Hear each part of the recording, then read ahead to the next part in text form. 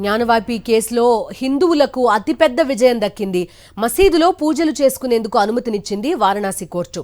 Gyanvapi complex లో seal చేసిన 10 సెల్లార్లలో పూజలు చేసుకునేందుకు హిందూ వర్గానికి పర్మిషన్ ఇచ్చింది.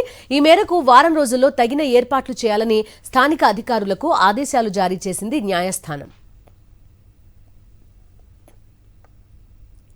कोर्ट का आदेश है, मैं आपको वही बता रहा हूँ। सभी को जाने की अनुमति होगी जी, सारे लोगों को, भक्तों को, पुजारी को, सारे लोगों को जाने की अनुमति। जी बिल्कुल बिल्कुल बिल्कुल जा सकते हैं। तो एक बड़ी बात होगी, एक बड़ी बात है कि जहाँ पर मैं ये कहना चाहता हूँ जो जस्टिस KM पांडे ने राम मंदिर में 1 फरवरी 1986 को ताला खोलने का आदेश दिया था, मैं आज के इस ऑर्डर को उसी की तुलना में देखता हूँ। ये इस केस का टर्निंग पॉइंट है, बहुत ऐतिहासिक ऑर्डर है। और जो एक सरकार ने अपनी पावर का दुरुपयोग करते हुए हिंदू समाज की पूजा पाठ रोकी थी, आज कोर्ट ने उसको अपनी कलम से रेक्टिफाई किया है और वहां पे पूजा पाठ के आदेश दिए। పూర్తి డీటెయిల్స్ అడుగుదాం. మా కరెస్పాండెంట్ వెంకటేష్ ఫోన్ లైన్ లో ఉన్నారు. వెంకటేష్, చూస్తున్నావు జ్ఞానవాపి ఇక్కడ సెల్లార్లో పూజలు చేసుకోవచ్చు అంటూ కూడా కోర్టు అనుమతి ఇచ్చింది. ఎలాంటి వివరాలు ఉన్నాయి?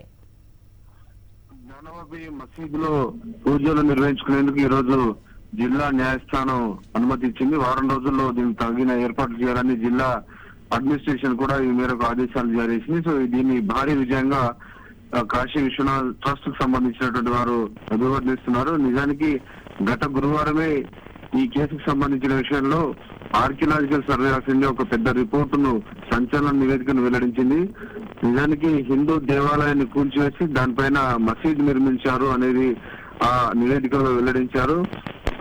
హిందూ దేవాలయాల స్తంభాలపైనే మసీదుకు సంబంధించినటువంటి డోములన్నీ నిర్మించినటువంటి విషయాలను ఏఎస్ఐ తన నివేదికలో వెల్లడించినటువంటి పరిస్థితి. సో మొత్తానికి ఈ తవ్వకాల్లో దాదాపు 34 శాసనాలు కూడా బయటపడ్డాయి. అందులో తెలుగు, కన్నడ లిపికి సంబంధించినటువంటి శాసనాలు, అలాగే రుద్ర, జనార్దన, ఉమామహేశ్వర దేవుల పేర్లతో కూడా శాసనాలు వచ్చినటువంటి విషయాన్ని ఆర్కియలాజికల్ సర్వే ఆఫ్ ఇండియా తన నివేదికలో వెల్లడించిన వారం రోజుల లోపలే ఈ రకమైనటువంటి తీర్పు రావడం క్లియర్ గా ఇచ్చినటువంటి ఏఎస్ఐ ఇచ్చినటువంటి నివేదిక నేపథ్యంలో ఈ మార్పులు చోటు చేసుకున్నట్టుగా మనకు స్పష్టంగా అర్థమవుతుంది. నిజానికి ఈ దేవాలయం పైన చాలా వివాదం నడుస్తుంది. ఇది సుప్రీం కోర్టు వరకు వెళ్ళినటువంటి పరిస్థితి మనం చూసాం.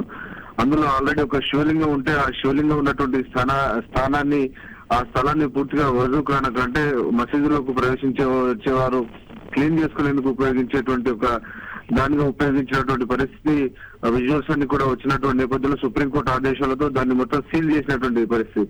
సో తాజా ఇచ్చినటువంటి ఆదేశాలు ఎక్కడైతే సీల్ చేశారో 10 ఏరియాస్ లో, ఆ సీల్ చేసినటువంటి ఏరియాస్ లో పూజలు చేసుకునేందుకు అనుమతించారు. సో అక్కడ కాశీ విశ్వనాథ్ మందిర్ ట్రస్ట్ వాళ్ళు ఇక్కడ నుంచి వారం రోజుల్లో దీంట్లో పూజలు నిర్వహించేటువంటి అవకాశం ఉంది. మొత్తానికి మొదటి నుంచి కూడా VHP గాని వీరందరూ మొదటి నుంచి ఒకటే చెప్తున్నారు, అయోధ్య, కాశీ, మధుర ఈ 3 తమ ఎజెండాలో ఉన్నాయని. అయోధ్య పూర్తయింది, ఇప్పుడు కాశీకి సంబంధించినటువంటి విషయంలో కూడా చాలా పెద్ద విజయం ఇక వారు అభివర్ణిస్తున్నారు. సో ఈ నేపథ్యంలో తదుపరి పరిణామాలు కేవలం జిల్లా న్యాయస్థానం తర్వాత హైకోర్టు, సుప్రీంకోర్టు వరకు వెళ్లేటువంటి అవకాశాలు ఉన్నాయి.